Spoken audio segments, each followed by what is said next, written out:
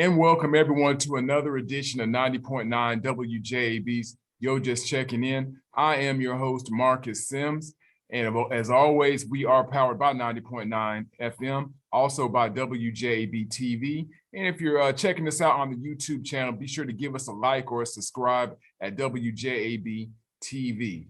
Of course, as we've been doing for the past over 2.5 years now, we've been letting you know about interesting people, events, organizations that are happening here in the Tennessee Valley.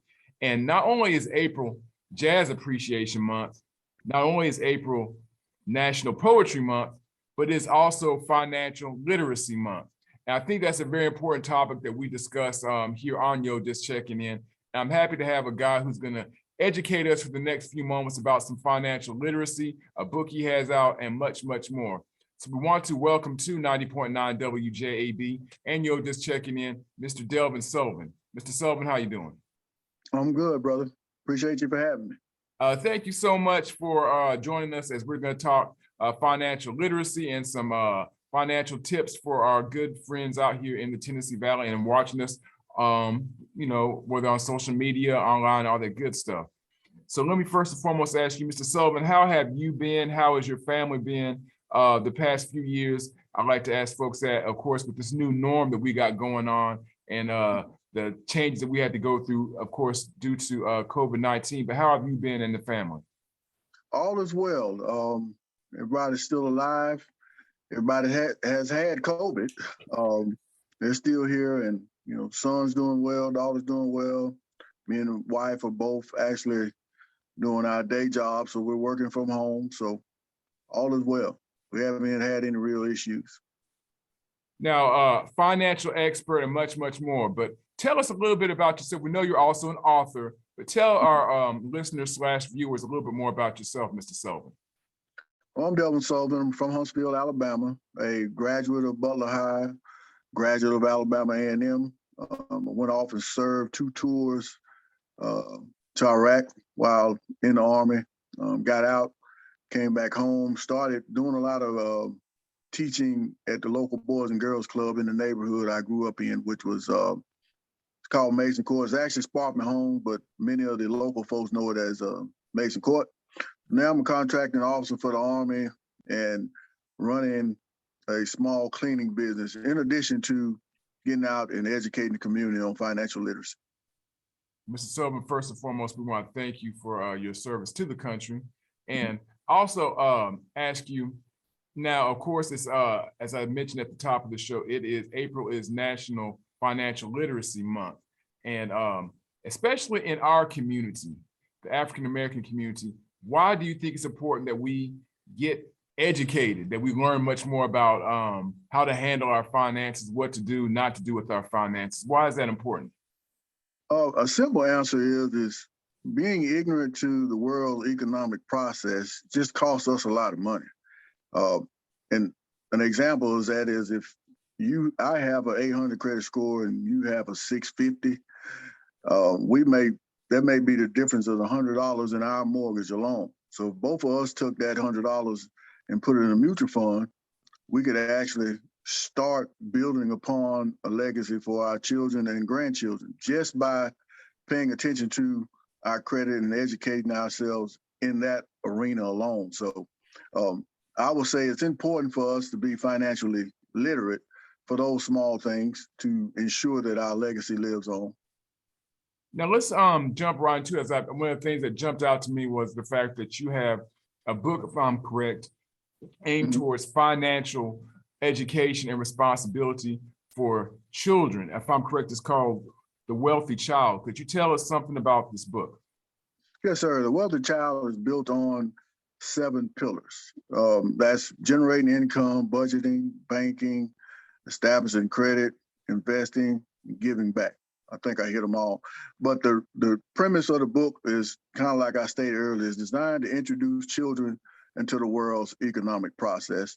And what I want, if you gave me your 10-year-old son, by the time I was finished with him, or by the time he finished the book or finished my program, I want him to have an idea of how to earn, save, grow, and respect the dollar.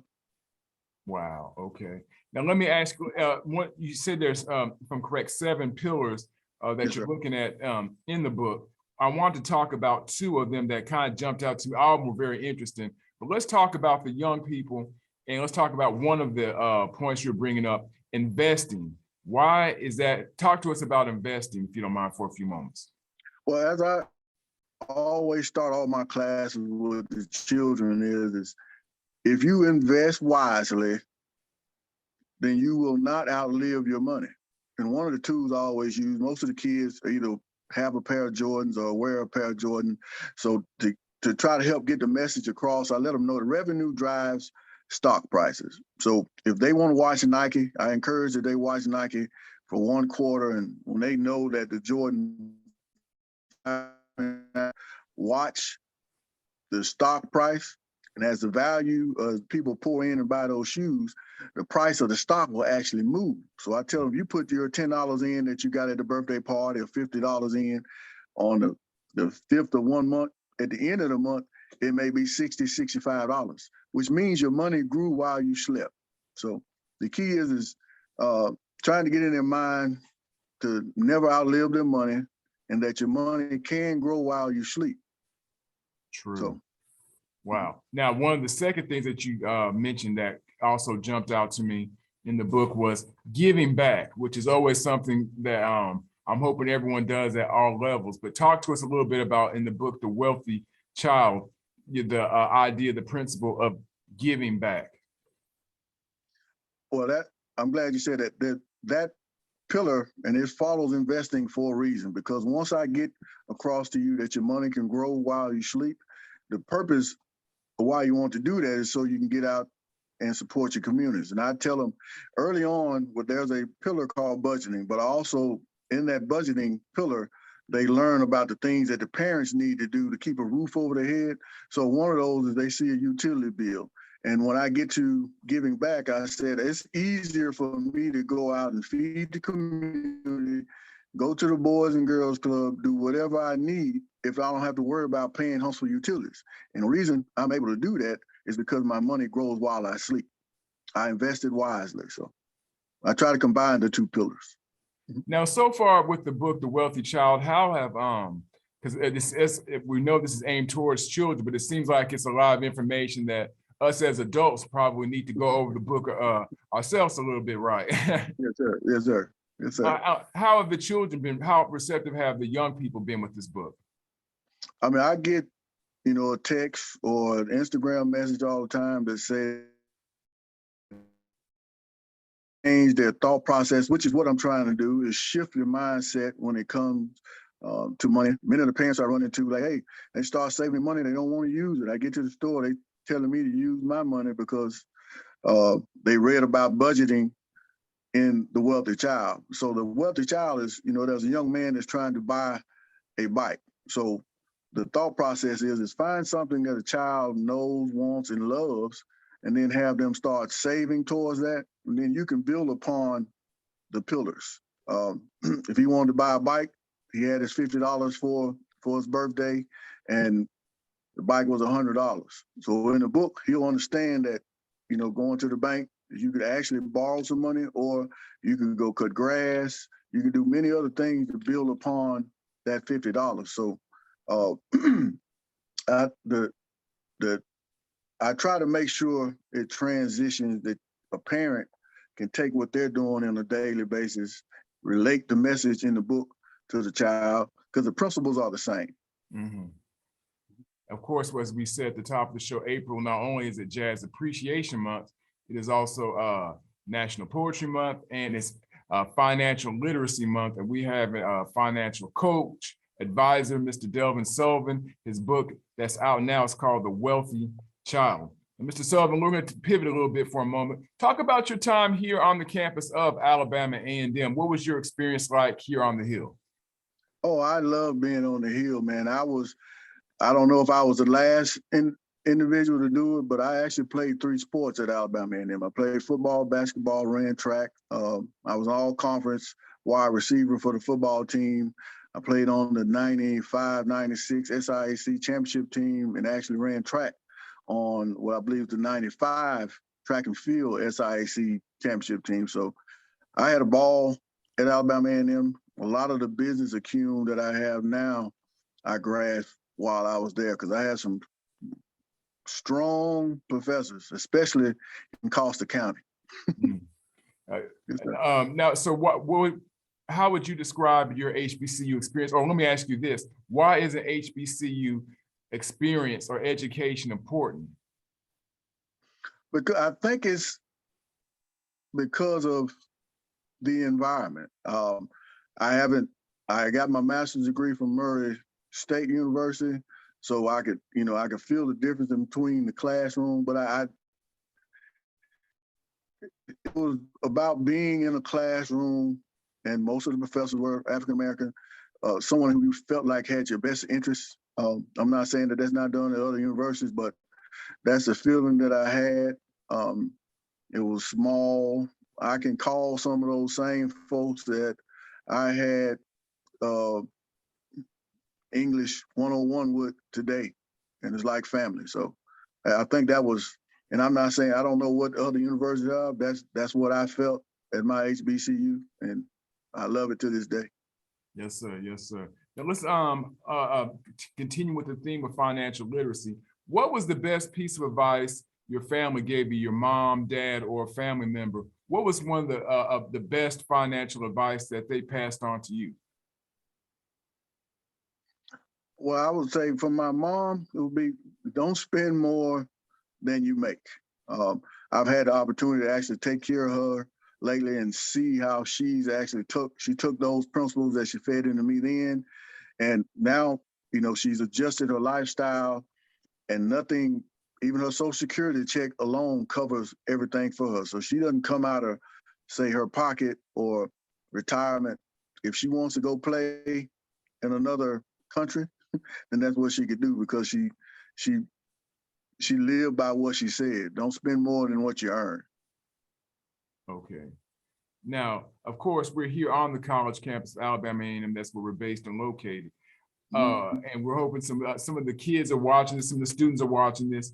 Could you give the young people out there 2 tips, something specifically aimed for college students? We know we don't want them running out there using all that refund check or anything. Give our students 2 financial tips, if you don't mind. One would be is understand the fact when you go to the bookstore and they give you that credit card, that if you miss one payment, you make a 30-day late payment on that card, it could haunt you until you finish grad school. So if you don't go to grad school and you plan on getting a job, that means it will haunt you when it's time to get out in the workforce, because companies are going to check your credit. So I would say, if you're going to go get that credit card that they offer you at the bookstore, get it. Be mindful of paying your bills on time, and then educate yourself on how credit actually works, because that's your access to capital as an African American. If you ask me, is maintaining good credit. Second thing was invest early, because you will learn an 18-year-old could invest for 7-8 years and not invest any more after that, and have more money than an individual that started in their 30s by the time they're 65. So invest early and get yourself educated on credit, because it's a powerful tool. Now, do you see any, since you've been financial coaching and educating people on certain areas, are there any misconceptions that you see, or some beliefs that go on, especially in our community, when it comes to making financial advances or education, that you see going on? Maybe a couple that you'd like to address, or some things that that go on in our community that we need to look at or address a little stronger, in your opinion? Yeah, the fact that many of us think credit cards are free money, and it's not. If you end up with a $20,000 balance on your credit card, when you go to work, you're actually working for that credit card company. You have a new master. His last name is Card, though. So don't put yourself in that situation. So what I've found is, if I can get that, get folks to understand that and shift your mind towards spending less than what you make, then I think we'll be better off. Because 7 out of 10 Americans live check to check. That number's worse for African Americans. Yeah, 80% of crimes that send people to prison have something to do with money. So if we can educate ourselves early, shift our mindsets, we could actually change that narrative. Now, as we're wrapping things up, Mr. Sullivan, once again, if you don't mind, go over the 7 principles that are in the book, The Wealthy Child, because I think they're so interesting. And I think these are things that honestly, I wish someone had educated me. Someone should have given me this book my freshman year at A&M. A lot of great tips. So let's go over those 7 pillars once again for those individuals out there that you address in The Wealthy Child. Okay, let's generate income. Obviously, 2 ways that I see making money. That's getting a job and starting a business. A child will learn about both of those in their first pillar. Second pillar is actually budgeting. So the money you make, you learn how to plan it accordingly. It'll hold you accountable. Take banking the money. I tell folks to this day, building a relationship with a banker is important. Children need to know that early. Establishing credit. I mean, that's a given. So if you learn how to make some money, save some money, budget the money, now you need to bank it. When you're at the bank, get educated on establishing some credit, because you're not going to always have all the money you need. You need to be in a position to borrow. Investing. So I'll take that back. Getting in a position to make it. So pillar number 5 will be making a purchase. So it's an acquiring asset. So I tell everybody, if you can, own something and develop some equity. That's what we need in life. Pillar 6 is investing. What I always try to get across that is don't outlive your money. If you invest wisely, you will not outlive your money. And then the most important pillar in the book is actually giving back. And I think the first 6 pillars are designed to position you to be in a position to give back at anywhere that you choose. You can spend more time at the church, more time feeding the homeless. For me, it's at the Boys and Girls Club. Whatever you want to do, once your money starts growing while you sleep, it takes the stress out of giving back. Now, Mr. Sullivan, if someone wants to get The Wealthy Child for their youngster, whether they're young teenager, college student, whatever, I'm sure they would definitely learn something from it. How can they get the book, The Wealthy Child?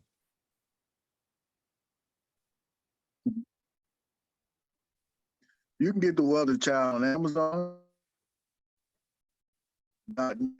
Also, what you find on the website